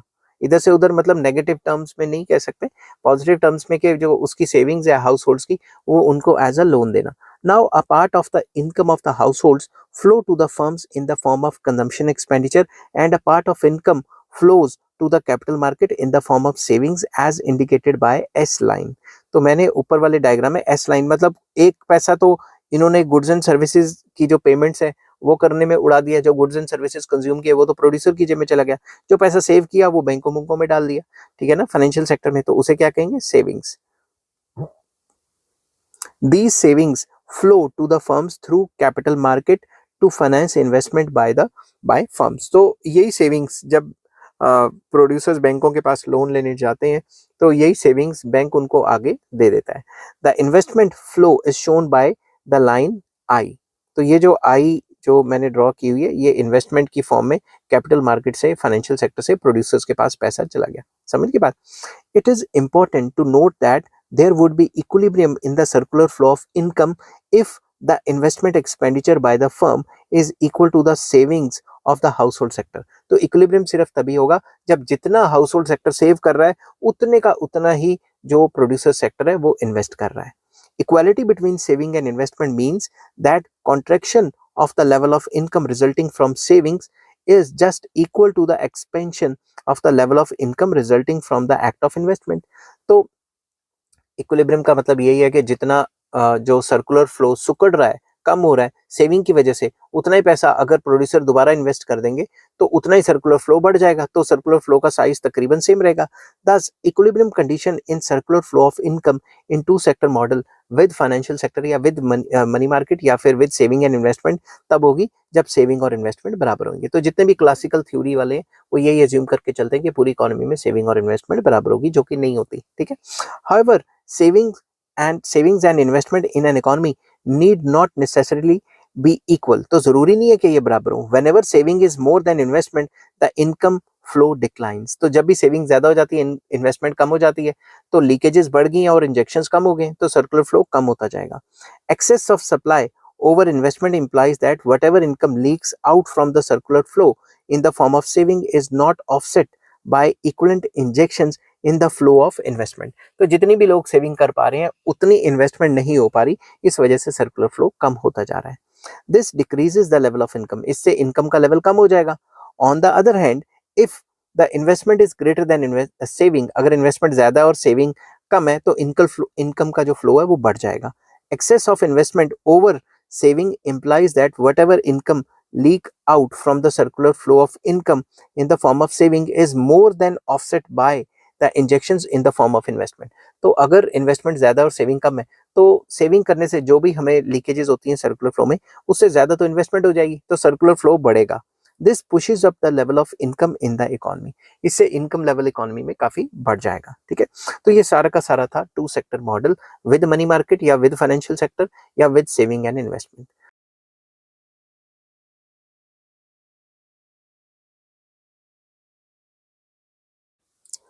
हेलो फ्रेंड्स, आज मैं आपके साथ इकोनॉमिक्स का एक और टॉपिक लेके आया हूँ और टॉपिक का नाम है थ्री सेक्टर मॉडल. शुरू करने से पहले बता दूं कि चैप्टर का नाम है सर्कुलर फ्लो और इस चैप्टर के सारे लिंक्स आपको इस वीडियो की डिस्क्रिप्शन में मिल जाएंगे. तो चलिए शुरू करते हैं कि थ्री सेक्टर मॉडल क्या होता है और आपको किस हिसाब से पेपर में लिखना है. A three sector model comprising households, firms and government is a more realistic model because government performs a wide variety of economic functions in a modern economy. तो ये जो थ्री सेक्टर मॉडल है इसमें house hold sector आ जाता है, firms आ जाती हैं, government भी आ जाती है और एक फाइनेंशियल सेक्टर तो होता ही होता है. तो इसमें ये बताया गया है कि गवर्नमेंट के जो काम है वो बहुत ज्यादा है और गवर्नमेंट हाउस होल्ड सेक्टर के लिए और प्रोड्यूसर सेक्टर के लिए क्या क्या काम करती है और क्या क्या उनसे लेन देन करती है, सारा का सारा यहाँ पे एक्सप्लेन किया हुआ है. Therefore there is a need of including the activities of the government in the circular flow of income. तो इस वजह से थ्री सेक्टर मॉडल में जो गवर्नमेंट की एक्टिविटीज है वो सारी की सारी इंक्लूड की गई हैं सर्कुलर फ्लो में. To keep our analysis simple, we will include three major activities of the government in the circular flow, that is, namely taxes, government spendings on commodities and factor services, and transfer payments. तो अपना model simple रखने के लिए हम सरकार की सिर्फ तीन ही चीजें ऐड करेंगे कि सरकार टैक्स लेती है, सरकार खर्चा करती है कमोडिटीज पे भी और फैक्टर सर्विसेज पे भी, और जो सरकार गवर्नमेंट है ये ट्रांसफर पेमेंट्स भी देती है. ठीक है, transfer payments one sided payments होती हैं, जैसे सब्सिडीज होगी, जैसे अनएम्प्लॉयमेंट अलाउंस हो गया वगैरह वगैरह. ठीक है, तो अब मैंने थ्री सेक्टर मॉडल बनाया हुआ है, मैं इसको थोड़ा सा जूम आउट कर देता हूँ ताकि आपको एक बार अच्छे से समझा सकूं, फिर इसकी एक्सप्लेनेशन के लिए फिर से मैं जूम इन कर दूंगा. तो सबसे ऊपर मैंने गवर्नमेंट सेक्टर बनाया है और दूसरी तरफ मैंने हाउस होल्ड सेक्टर बनाया है और राइट साइड पे मैंने प्रोड्यूसर सेक्टर या फर्म्स बनाई है और बीच में मैंने कैपिटल मार्केट या फाइनेंशियल सेक्टर बनाया है. एक बार मैं आपको ऐसे एक्सप्लेन कर देता हूँ, फिर इसके बाद मैं आपको इसकी जो प्रॉपर एक्सप्लेनेशन है जो अपने पेपर में लिखनी है वो भी बता दूंगा. ठीक है, सबसे पहले हाउस होल्ड सेक्टर जो है गवर्नमेंट को टैक्स देता है. ठीक है, और प्रोड्यूसर सेक्टर भी जो है गवर्नमेंट को टैक्स देता है. ठीक है, अब इस टैक्स देने के बदले गवर्नमेंट हाउस होल्ड सेक्टर को क्या देती है, factor payments and transfer payments. Factor payments मतलब जो बंदे हाउस होल्ड सेक्टर से गवर्नमेंट के पास जाके काम करते हैं उनको तनख्वाहें मिलती हैं जो सरकारी इंप्लॉइज हैं. ठीक है, और सरकार ट्रांसफर पेमेंट्स भी देती है, जैसे स्कॉलरशिप्स देती है, अनएम्प्लॉयमेंट अलाउंस देती है वगैरह वगैरह, जिसको यूनिलेटरल ट्रांसफर्स कहते हैं. ठीक है, और प्रोड्यूसर सेक्टर जो टैक्स देता है उसके बदले सरकार इनकी क्या करती है, हेल्प कर सकती है. कैसे, सब्सिडीज दे सकती है. गवर्नमेंट जो भी प्रोड्यूसर सेक्टर बनाता है उसको परचेज भी कर सकती है. समझ की बात. अब ऐसा नहीं है कि टैक्स देगी तभी ये हेल्प मिलेगी, क्योंकि टैक्स का एक मेन फीचर होता है कि there is no quid pro quo, मतलब ऐसा नहीं है कि आप इतने % टैक्स देंगे तभी आपको इतने % बेनिफिट मिलेगा. ठीक है, बट ये है कि अगर ये सरकार को टैक्स देते हैं तो थोड़ा बहुत बेनिफिट सरकार उसके बदले इनको देती है. उसके बाद जो भी हाउस होल्ड्स हैं वो सेविंग्स करते हैं और ये सेविंग्स इन्वेस्टमेंट की फॉर्म में जो है प्रोड्यूसर के पास चली जाती है, प्रोड्यूसर लोन्स ले लेते हैं इसी पैसे का और वो फर्दर इन्वेस्टमेंट्स कर देते हैं. ठीक है, अब टू सेक्टर मॉडल वाली बातें, हाउस होल्ड सेक्टर और प्रोड्यूसर सेक्टर के बीच में जो इंटर रिलेशनशिप है वो डिस्कस कर लेते हैं. ठीक है, जो हाउस होल्ड सेक्टर है वहां से बंदे निकल के जाते हैं और अपनी फैक्टर सर्विसेज किसको देते हैं, प्रोड्यूसर सेक्टर को. उसके बदले producer sector house hold sector को फैक्टर इनकम्स या फैक्टर पेमेंट्स देता है. ठीक है, अब जो प्रोड्यूसर सेक्टर जो गुड्स एंड सर्विसेज बनाता है वो हाउस होल्ड सेक्टर्स कंज्यूम करते हैं और फ्री में तो नहीं करते. उसके बदले हाउस होल्ड सेक्टर जो है प्रोड्यूसर सेक्टर को क्या देता है, कंजम्पशन एक्सपेंडिचर या फिर payment for goods and services. ठीक है, तो ये सारा का सारा इंग्लिश में किस हिसाब से एक्सप्लेन करना है अब मैं आपके साथ वो चीज डिस्कस करूंगा. ठीक है, इसको थोड़ा सा जूम कर लेता हूँ हिसाब से कि आपकी पूरी स्क्रीन पे आ जाए. The government imposes taxes on both the house hold and the firms. जो गवर्नमेंट है वो हाउस होल्ड के ऊपर भी टैक्स लगाती है. ठीक है, और जो फर्म्स हैं या जो प्रोड्यूसर सेक्टर है उसके ऊपर भी टैक्स लगाती है। It levies taxes on house holds in the form of personal taxes, जिसको पर्सनल इनकम टैक्स भी कहा जाता है, एंड कमोडिटी टैक्सेस। तो हाउस होल्ड्स के ऊपर जो वो चीजें खरीदते हैं उनके ऊपर भी टैक्सेस होता है, जैसे इंडिया में जीएसटी है, गुड्स एंड सर्विस टैक्स, ठीक है। वो एक टाइप का इनडायरेक्ट टैक्स है। और लोगों की इनकम के ऊपर भी जो टैक्स लगता है, जिसको इनकम टैक्स भी कहा जाता है, ठीक है। Income tax on individuals and indirect taxes, GST, sales tax, excise duties etcetera on consumer goods are some of the important taxes levied on households। तो households के ऊपर जो जो taxes है वो मैंने पहले भी आपको बता दिए। Thus, a part of households income flows to the government to pay taxes। तो जो भी households कमाते हैं उसमें से एक हिस्सा सरकार के पास in the form of taxes चला जाता है। The government imposes taxes on the firms as well। कंपनियों के ऊपर भी सरकार टैक्स लगाती है, प्रोड्यूसर सेक्टर के ऊपर, ठीक है। कॉर्पोरेशन टैक्स लगाती है। Corporation tax is the most important tax following in this category. तो कॉर्पोरेशन टैक्स होता है, जो भी कंपनियों को प्रॉफिट होता है उसके ऊपर सरकार टैक्स लगाती है। Therefore a part of firms earnings is taxed away in the form of corporation tax. तो वही वाली बात, क्या कंपनी जो कमाती है उसमें से एक हिस्सा सरकार को चला जाता है। This gives rise to income flow from firms to the governments. तो इससे जो फर्म्स हैं या प्रोड्यूसर सेक्टर है उससे पैसा सरकार की जेब में चला जाता है। Thus income flows from households and firms to the government in the form of taxes. तो जो मतलब जो प्रोड्यूसर सेक्टर कमाते हैं, प्रॉफिट्स जो अर्न करते हैं उसमें से एक हिस्सा सरकार की जेब में भी चला जाता है, ठीक है, in the form of taxes. अब the government spends the money collected through taxes to discharge various functions in the economy such as administration, law and order etcetera. तो ये जो पैसा सरकार के पास टैक्स की फॉर्म में आया है, सरकार क्या करती है, एडमिनिस्ट्रेशन मेंटेन करती है, लॉ एंड ऑर्डर मेंटेन करती है और सब्सिडीज वगैरह देती है, ठीक है। और क्या कहते हैं, स्कूल्स, कॉलेजेस, हॉस्पिटल्स, ऐसी चीजें खोलती है, वेलफेयर वगैरह करती है, ठीक है, सैनिटेशन के ऊपर खर्चा करती है। The government spends a part of its tax revenue on purchasing factor services from households and making factor payments to them in the form of wages and salaries। सरकार हाउस होल्ड सेक्टर में से कुछ बंदों को jobs देती है, जिनको आप कह सकते हो गवर्नमेंट एम्प्लॉइज हो गए, ठीक है, और उनको तनख्वाहें दे देती है in the form of factor incomes या फैक्टर पेमेंट्स, जो भी आप कह सकते हो। The government incurs expenditure also in buying a whole range of goods and services from the firms and makes payments in turn। तो सरकार प्रोड्यूसर सेक्टर से भी कई गुड्स भी खरीदती है और कई सर्विसेज भी खरीदते हैं, उसके बदले उनको पैसे भी देती है, ठीक है। Accordingly income flows from the government to households and firms in the form of government expenditure on factor services and commodities। तो जो सरकार ने टैक्स से पैसे इकट्ठा किए, जब भी सरकार हाउस होल्ड सेक्टर से उनकी फैक्टर सर्विसेज खरीदती है तो उसके बदले उधर पैसे दे देती है फैक्टर पेमेंट्स या फैक्टर इनकम्स की टर्म में। और जब प्रोड्यूसर सेक्टर से कुछ गुड्स एंड सर्विसेज खरीदती है उसको भी पैसे दे देती है in the form of consumption expenditure of the government, ठीक है, या फिर investment expenditure of the government, कुछ भी हो सकता है। क्या पता कंजम्पशन एक्सपेंडिचर कर रही हो गवर्नमेंट, क्या पता इन्वेस्टमेंट एक्सपेंडिचर कर रही हो, ठीक है। The government incurs expenditure in the form of transfer payments as well. सरकार एक खर्चा करती है ट्रांसफर पेमेंट्स की फॉर्म में भी, जिसको यूनिलेटरल पेमेंट्स कहा जाता है, जो बेसिकली वेलफेयर के लिए की जाती है। The government undertakes various social security and welfare schemes in the economy. तो सरकार कई सोशल सिक्योरिटी स्कीम्स चलाती है और वेलफेयर स्कीम्स चलाती है इकोनॉमी में। Expenditures incurred on these schemes are called transfer payments। जो भी सरकार खर्चा करती है इन स्कीम्स के ऊपर उसको ट्रांसफर पेमेंट्स कहा जाता है। जैसे ओल्ड एज पेंशन होगी, अनएम्प्लॉयमेंट अलाउंस हो गया, स्कॉलरशिप्स होगी etcetera are some examples of transfer payments received mainly by the households. तो हाउस होल्ड्स को ज्यादातर जैसे स्कॉलरशिप्स होगी, ओल्ड एज पेंशन होगी, अनएम्प्लॉयमेंट अलाउंस हो गया, ये सरकार बेनिफिट देती है हाउस होल्ड सेक्टर को। तो ये सरकार का जो पैसा इकट्ठा किया गया है उस टैक्स की फॉर्म में, उसमें से एक हिस्सा हाउस होल्ड सेक्टर को चला जाता है इस फॉर्म में, ठीक है। Similarly the government gives subsidies and makes transfer payments to firms in order to encourage production. सरकार प्रोडक्शन को एनकरेज करने के लिए जो इंडस्ट्रियल सेक्टर है या प्रोड्यूसर सेक्टर है उसको एनकरेज करने के लिए भी तो सब्सिडीज देती है। जैसे fertiliser subsidy and food subsidies are such transfer payments, इनकी एग्जांपल्स होगी। Transfer payments are unilateral payments for which no real services are rendered in return for them in the current year। तो ये जो transfer payments होती हैं सरकार की, ये वन साइडेड पेमेंट्स होती हैं, जिसके बदले सरकार कुछ लेती तो है नहीं, वन साइडेड पेमेंट ही देती है। समझ गई बात, सरकार वन साइडेड पेमेंट देती है मतलब सरकार हेल्प के लिए करती है, वेलफेयर के मकसद से करती है।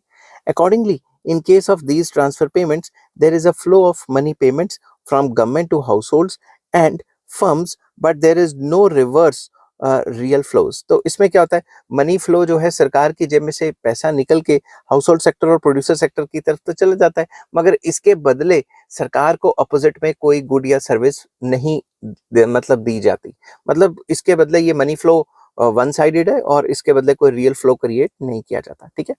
Taxes constitute leakages from the flows because they reduce income and therefore expenditure of the households and firms. जो भी सरकार टैक्स लगाती है उसको सर्कुलर फ्लो में एक लीकेज की तरह देखा जाता है, क्योंकि टैक्स लगाने से प्रोड्यूसर के पास भी और जो हाउस होल्ड के पास उनके पास पैसा कम रह जाता है। ठीक है।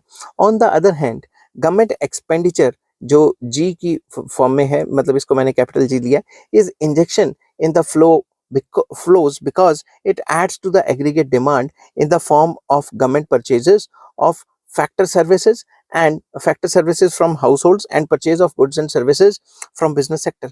दूसरी तरफ जो भी सरकार खर्चा करेगी उसे इंजेक्शन के तौर पे देखा जाएगा, क्योंकि इकोनॉमी में जो सर्कुलर फ्लो चल रहा है उसमें पैसा ऐड होगा, क्योंकि जब भी सरकार खर्चा करती है, ठीक है, गुड्स एंड सर्विसेज पे या फैक्टर सर्विसेज पे, वो इकोनॉमी में पैसा ऐड होता है, इसलिए उसको इंजेक्शन के तौर पे देखा जाता है। Similarly the transfer payments made by the government are injections in the circular flow. वही जो सरकार जो ट्रांसफर पेमेंट्स कर रही है वो भी इंजेक्शंस माने जाएंगे, क्योंकि वो भी पैसा ऐड ही हो रहा है ना सर्कुलर फ्लो में। However if the government spends its entire income जो भी उसने रिसीव किया in the form of taxes from firms and households in the form of expenditure and transfer payments, this means that the contraction of the level of circular flow of income resulting from taxes is just offset by the expansion of the level of circular flow of income resulting from the act of government spending। अगर जितना पैसा सरकार के पास tax की form में आया है वो सारा का सारा सरकार खर्च कर देगी तो सर्कुलर फ्लो का लेवल उतने का उतना ही रहेगा, ना बढ़ेगा ना गिरेगा। अगर सरकार उससे ज्यादा खर्च कर रही है तो सर्कुलर फ्लो बढ़ सकता है। ठीक है ना। The equilibrium condition of circular flow of income in three sector model, जो कि क्लोज्ड इकोनॉमी जिसमें एक्सपोर्ट इंपोर्ट की बात नहीं करते, उसमें ये आ जाएगा कि जितना भी जो सेविंग्स और टैक्सेस हुए it should be equal to investment and government spending. ठीक है। तो अगर कोई लोग सेव कर रहे हैं तो वो भी लीकेज है, सरकार टैक्स लगा रही है तो वो भी लीकेज है। It should be equal to जो भी इन्वेस्टमेंट्स कर रहे हैं प्रोड्यूसर सेक्टर प्लस जो गवर्नमेंट जो खर्चा कर रही है वो उसके बराबर होगा, तो जो सर्कुलर फ्लो का लेवल है वो उतने का उतना ही रहेगा। This equilibrium condition implies that savings plus taxes together must be equal to investment and government expenditure taken together। तो वही सेविंग और जो टैक्सेस हैं it should be equal to investment and जो गवर्नमेंट का खर्चा है। However, if savings plus taxes exceeds the investment and government expenses या government expenditure, income flow decreases because whatever income leaks out from the circular flow of income is not offset by the equivalent amount of injections. अगर saving और जो taxes हैं वो ज्यादा हो गए तो पैसा का जो लीकेज है वो ज्यादा हो जाएगी और इस चक्कर में जो सर्कुलर फ्लो है उसका जो दायरा है या जो उसकी जो विड्थ है वो कम हो जाएगी। ठीक है।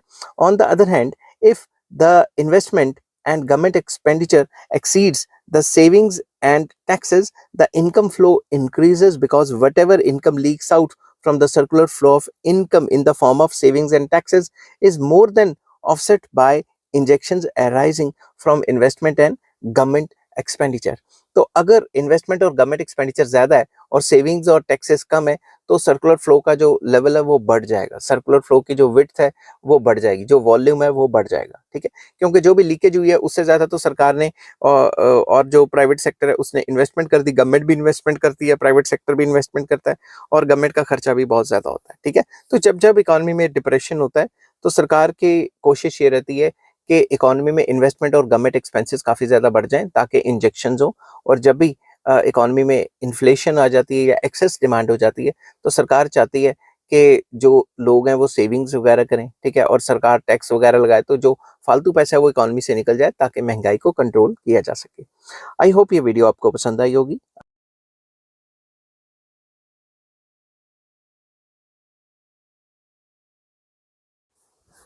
हेलो फ्रेंड्स, आज मैं आपके साथ इकोनॉमिक्स का एक और टॉपिक लेके आया हूँ और टॉपिक का नाम है four sector model of circular flow of income, या सिंपली इसको फोर सेक्टर मॉडल भी कहा जाता है।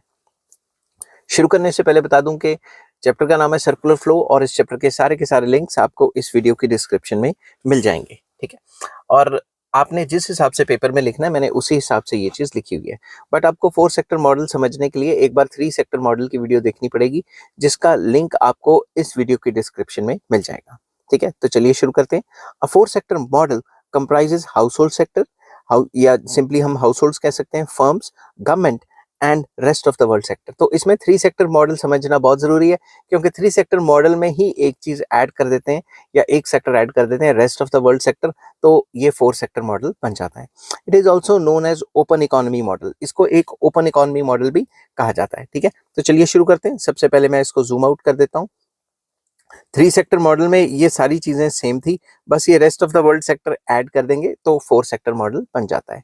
तो सबसे पहले मैं आपको एक्सप्लेन करता हूँ कि गवर्नमेंट, यहाँ पे सबसे ऊपर गवर्नमेंट दिया हुआ है, लेफ्ट साइड पे मैंने हाउस होल्ड सेक्टर और राइट साइड पे मैंने प्रोड्यूसर सेक्टर दिया हुआ है, और बीच में मैंने वही फाइनेंशियल मार्केट या कैपिटल मार्केट, और सबसे नीचे मैंने rest of the world sector रखा हुआ है।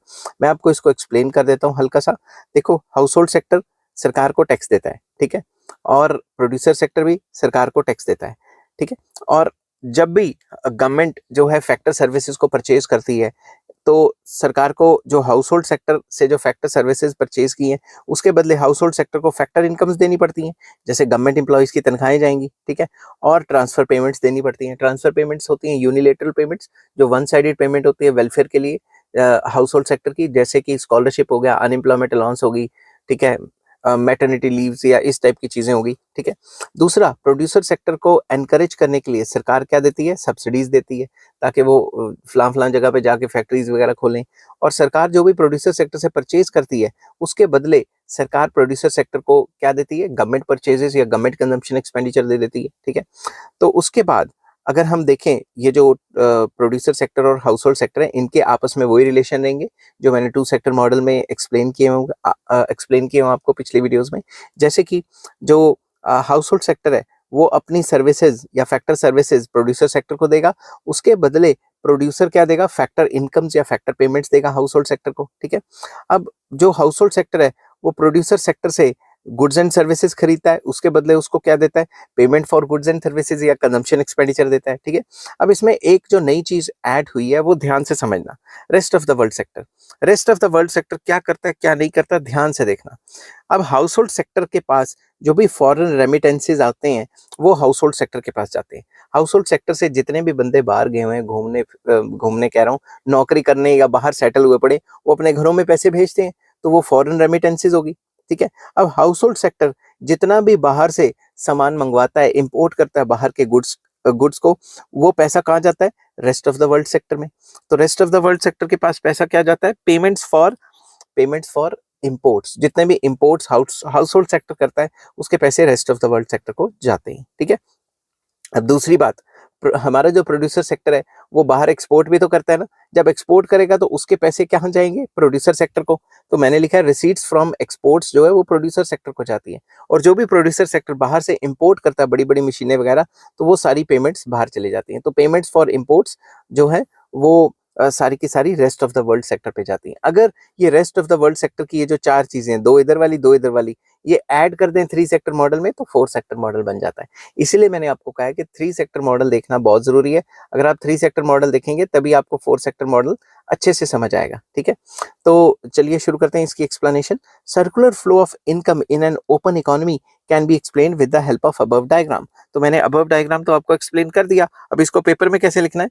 सबसे पहले 3 सेक्टर मॉडल जो मैंने ऊपर करवाया, उसकी एक्सप्लेनेशन लिखनी है आपने। ऊपर करवाया मतलब पिछली वीडियो में कराया, बस इसमें जो एड ऑन होगा वो चीज आपको देखनी है, ठीक है, क्योंकि बाकी सारा तो आप जो है 2 सेक्टर और 3 सेक्टर वाले मॉडल का ही कॉपी कर सकते हो, ठीक है। मैंने इसलिए नहीं लिखा कि बार बार मैं कॉपी करूंगा और वीडियो की लेंथ बढ़ जाएगी, तो वो ऐसे ही फालतू का मटेरियल बढ़ता रहेगा, ठीक है। तो अब जो सिर्फ जो क्या कहते हैं, जो एक्सटर्नल सेक्टर है या rest of the world sector है, उसकी बात मैंने लिखी है। Interaction between the domestic economy and the rest of the world takes place through flow of goods and services, that is international trade and flow of factor services. तो basically world economy में और हमारी economy में जो interaction हो रहा होता है, उसकी जो one of the major form है, वो ये है कि flow of goods and services हो रहा होता है, ठीक है। जो गुड्स एंड सर्विसेज है उनका लेन देन चल रहा होता है, और जो फैक्टर सर्विसेज है उनका भी लेन देन चल रहा होता है, ठीक है।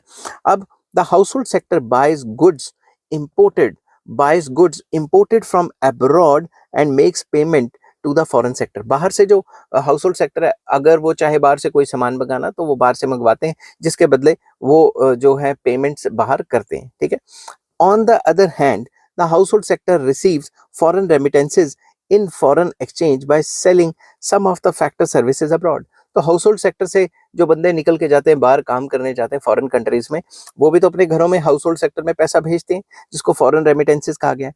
For example, some of the Indian people may be working abroad and they may remit income to their families in India. अपने फैमिलीज को पैसा भेजेंगे अगर कोई बाहर बंदा जा रहा है नौकरी के लिए।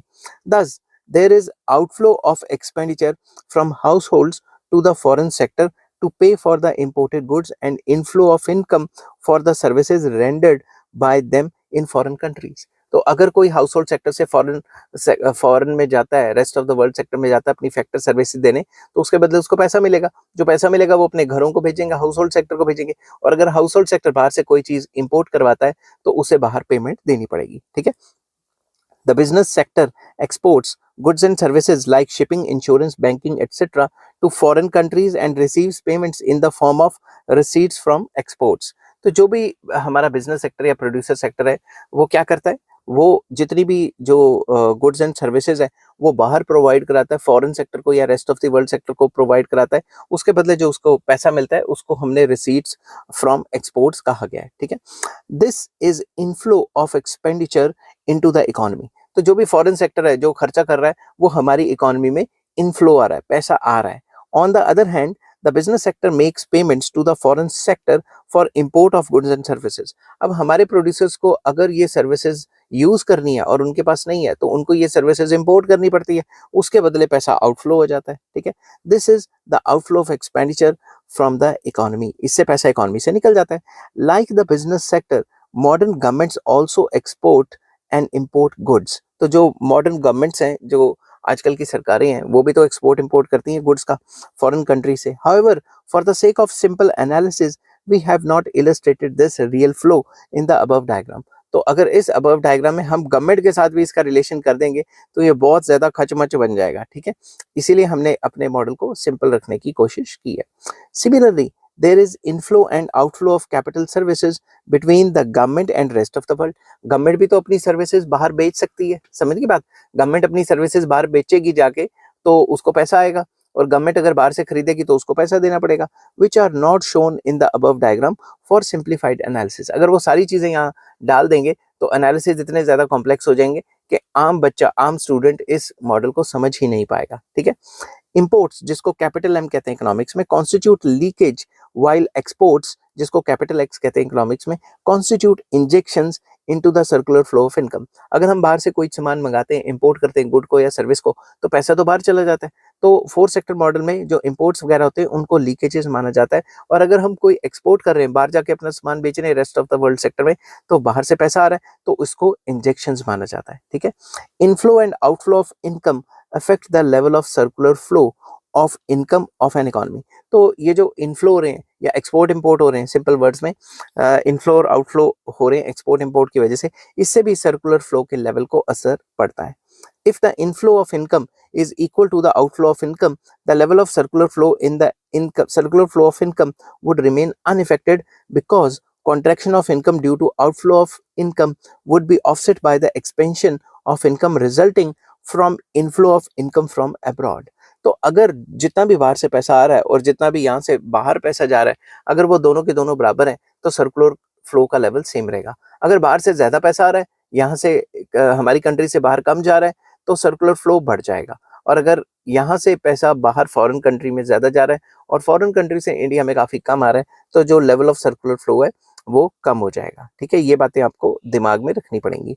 The equilibrium condition of circular flow of income in a four sector open economy model is that savings plus taxes जो गवर्नमेंट लगाती है प्लस जो भी हम इंपोर्ट्स करते हैं should be equal to investment जो सरकार, जो प्राइवेट सेक्टर या सरकार भी कर सकती है, प्लस गवर्नमेंट एक्सपेंडिचर जो सरकार खर्चा करती है, प्लस एक्सपोर्ट्स। अगर ये दोनों लेफ्ट हैंड साइड और राइट हैंड साइड बराबर है तो जो सर्कुलर फ्लो का लेवल है फोर सेक्टर मॉडल में वो सेम रहेगा।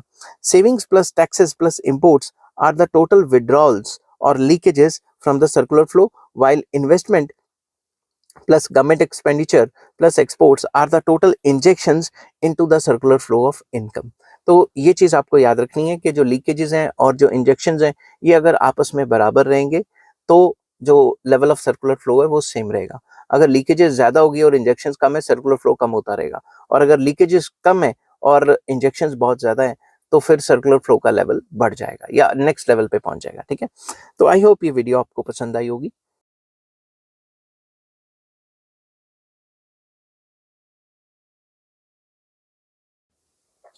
हेलो फ्रेंड्स, आज मैं आपके साथ इकोनॉमिक्स का एक और टॉपिक लेके आया हूँ और टॉपिक का नाम है importance of circular flow of income. शुरू करने से पहले बता दूं कि चैप्टर का नाम है सर्कुलर फ्लो और इस चैप्टर के सारे लिंक्स आपको इस वीडियो की डिस्क्रिप्शन में मिल जाएंगे। तो इस टॉपिक में हम डिस्कस करेंगे, जैसे 3 मार्क्स में आ जाता है क्वेश्चन कि ये जो सर्कुलर फ्लो है ये इतना इंपॉर्टेंट क्यों है हमारी इकोनॉमी के लिए या इसकी सिग्निफिकेंस क्या है। ठीक है, तो सबसे पहले आपको इस क्वेश्चन को स्टार्ट करने के लिए जो सर्कुलर फ्लो है उसका मीनिंग लिखना चाहिए 2-3 लाइनों में। ठीक है, जो कि मैं ऑलरेडी एक वीडियो बना चुका हूँ, आप उससे मतलब यहाँ पे मीनिंग को ऐड कर सकते हैं। Circular flow of income is the basic parameter in macro economics. Macro economics में बेसिक पैरामीटर है सर्कुलर फ्लो, जो कि हमें बताता है कि पैसा एक जगह से दूसरी जगह से तीसरी जगह, ये पूरा का पूरा इकोनॉमी में कैसा पैसा और गुड्स एंड सर्विसेज कैसे फ्लो करते हैं। ठीक है, importance of circular flow of income is evident from the following points. तो फॉलोइंग पॉइंट से ये हमें पता लग जाता है कि जो सर्कुलर फ्लो है वो काफी इंपॉर्टेंट है हमारे लिए। कैसे? First point, the entire economic system can be viewed as a circular flow of income and expenditure.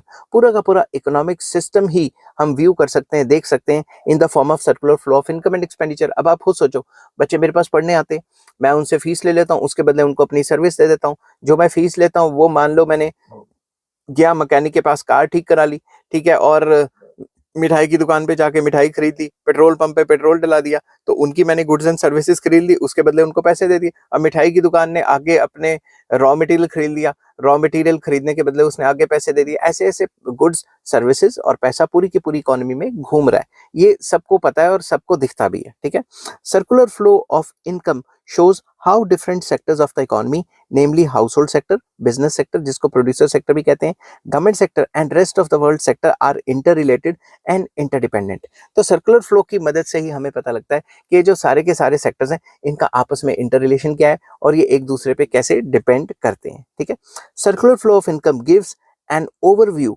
Of interaction between different sectors of an economy. तो सर्कुलर फ्लो ही हमें एक ओवरव्यू देता है कि जो different sectors of the economy है वो आपस में कैसे एक दूसरे से रिलेटेड है और कैसे एक सेक्टर से दूसरे सेक्टर में गुड्स का फ्लो होता है, सर्विसेज का फ्लो होता है और मनी का फ्लो होता है। ठीक है, सेकंड पॉइंट आ जाता है, the magnitude of these flows determines the size of income.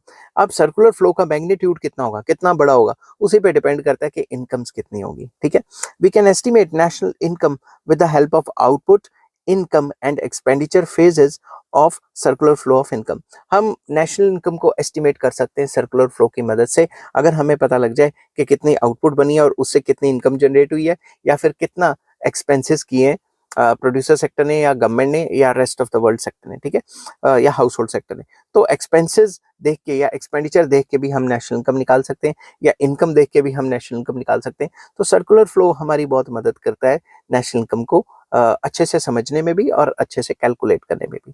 Third point आ जाता है, the study of circular flow of income pin points the conditions of macro economics equilibrium. तो सर्कुलर फ्लो हमें pin point करता है कि macro economics में equilibrium किस किस तरीके से आता है।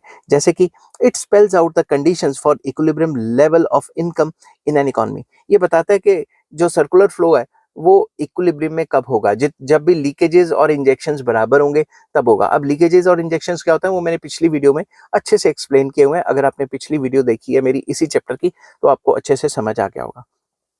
For instance, equality between saving and investment is the equilibrium condition in a two sector model। अगर मैं टू सेक्टर मॉडल की बात करूं तो जितना सेविंग्स किया हाउस होल्ड्स ने उतना ही प्रोड्यूसर ने इन्वेस्टमेंट भी कर दी, तो सर्कुलर फ्लो का लेवल सेम रहेगा, तो वो इक्विलिब्रियम कंडीशन होगी। थ्री सेक्टर मॉडल की भी इक्विलिब्रियम कंडीशन इसमें एक चीज ऐड करके आ जाती है और फोर सेक्टर मॉडल की भी आ जाती है। ठीक है, तो वो सारी कंडीशंस मैंने two sector model, three sector model, four sector model इन सब में मैंने एक्सप्लेन की हुई है। आप वो वीडियो जाके देख सकते हैं, उसके भी लिंक आपको इस वीडियो के डिस्क्रिप्शन में मिल जाएंगे। तो ये 3 पॉइंट्स थे जिससे हमें ये पता लगता है कि सर्कुलर फ्लो हमारे लिए काफी ज्यादा इंपॉर्टेंट है। ठीक है। आई होप ये वीडियो आपको पसंद आई होगी। अगर पसंद आती है तो please like, share and subscribe. इस चैप्टर के बाद अगला चैप्टर मैं शुरू करूंगा नेशनल इनकम, और उसके भी लिंक्स आपको मतलब डिस्क्रिप्शन में मिल जाने चाहिए। पूरी प्लेलिस्ट का ही लिंक आपको डिस्क्रिप्शन में मिल जाएगा। ठीक है, टेक केयर, बाय बाय।